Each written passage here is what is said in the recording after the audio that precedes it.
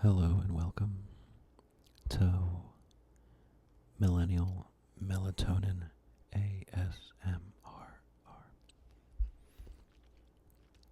Also, welcome to my very first ASMR video. Today we're just going to be doing a little bit of reading. We are going to be reading Transcending the Levels of Consciousness, The Stairway to Enlightenment by David R. Hawkins, MD, PhD.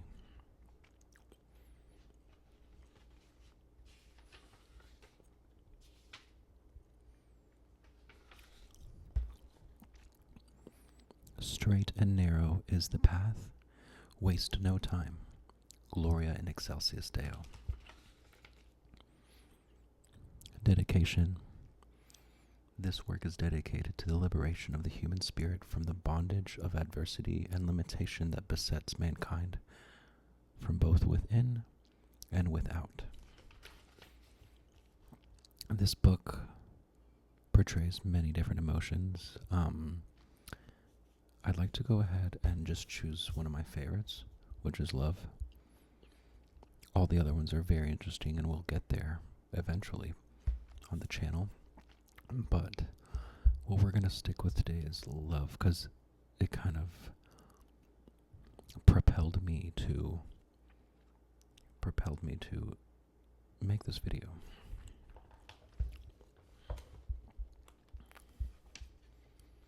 Page 245. And we're using today my first Ticonderoga, a very elementary sort of style pencil. If anyone knows what HB stands for, HB, I know it's number 2, but what does HB stand for?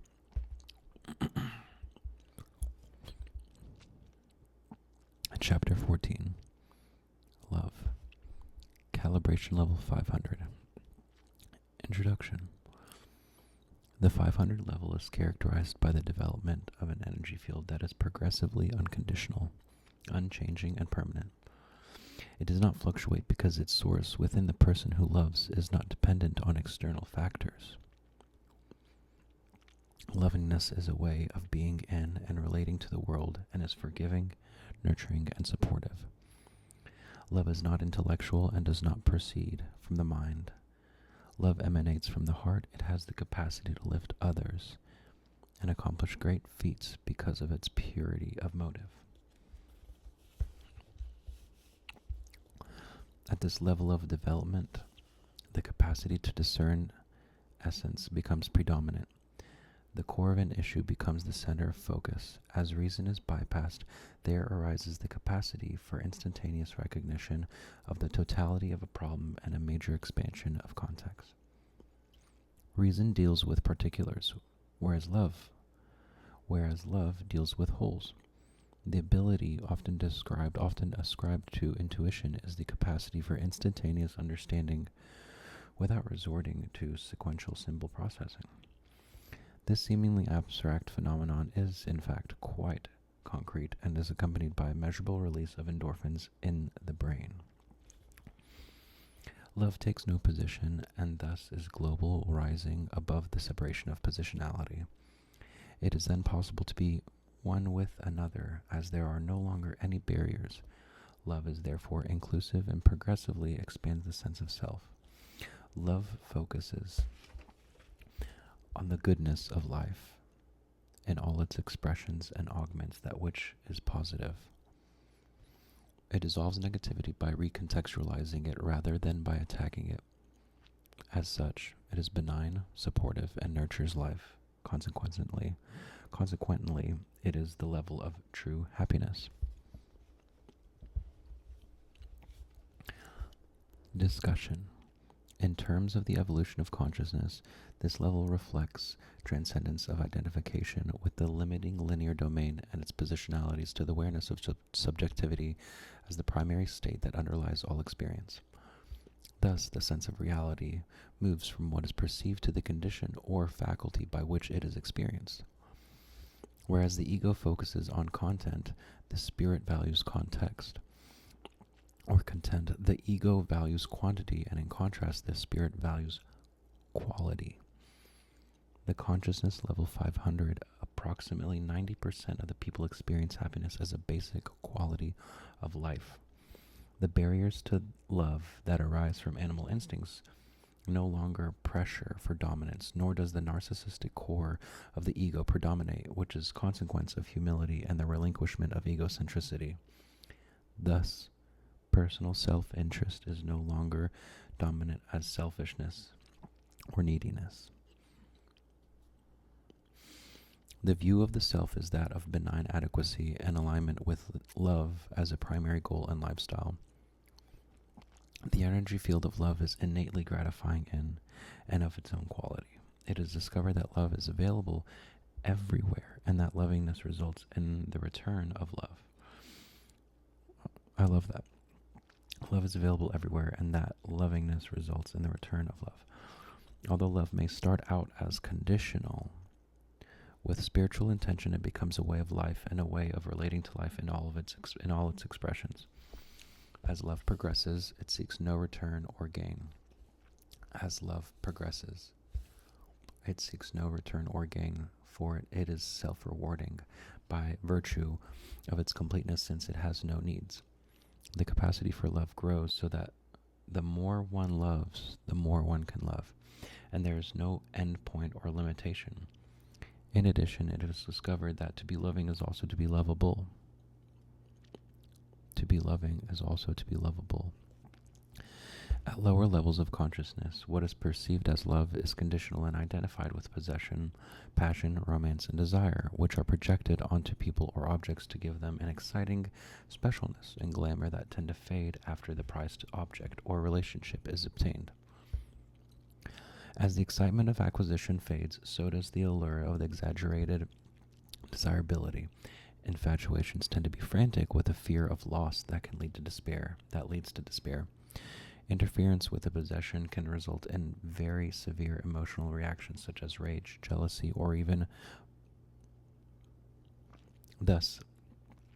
There is a drivenness, possessiveness, or a jealousy that can be imbalanced and excessive, leading to obsession due to the projected, exaggerated, and inflated emotional image.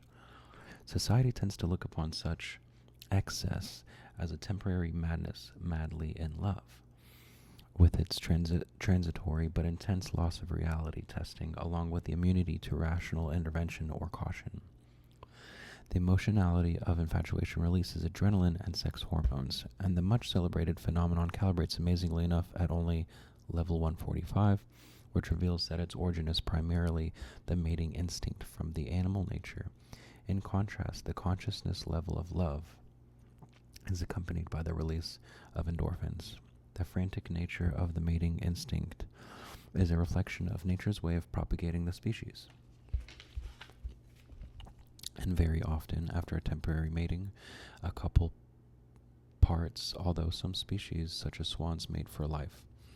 Love also appears in the animal kingdom as an accompaniment to the wagging tail of the dog and the purr of the cat.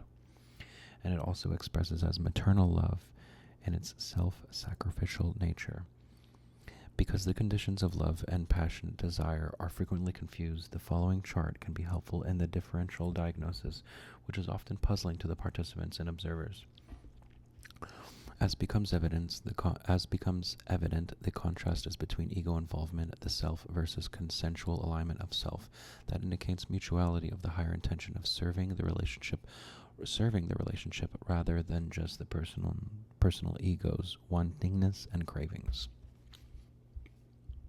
A bit of a chart here that kind of just shows us the quality of love and its versus infatuation. So this would be more ego-centered love and attraction and passion and lust, where we are seeing a great list of descriptive words here for true love, whereas your social image may be inflated in a passionate relationship. In a true love relationship, whether it be platonic, romantic, may be enhanced.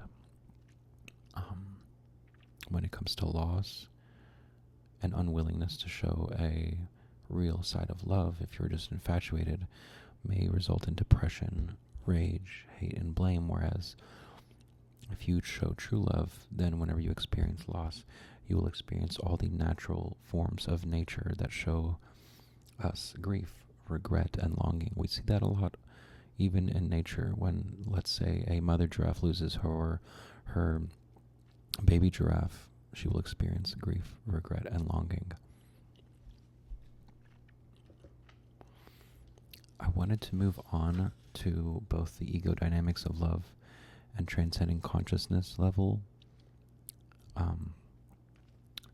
but it seems as though I have run out of time in my day today, and also this first ASMR video is kind of a bit of a test trial, but I hope you all have enjoyed today's video, and make sure you like, comment, and subscribe if you'd like to see more comment or if you'd like to see more content. Just starting this out. And also list down in the comments if you want to see specific videos. I'm probably going to just stick to reading and drawing for now. But yeah, I hope to see you all in the future.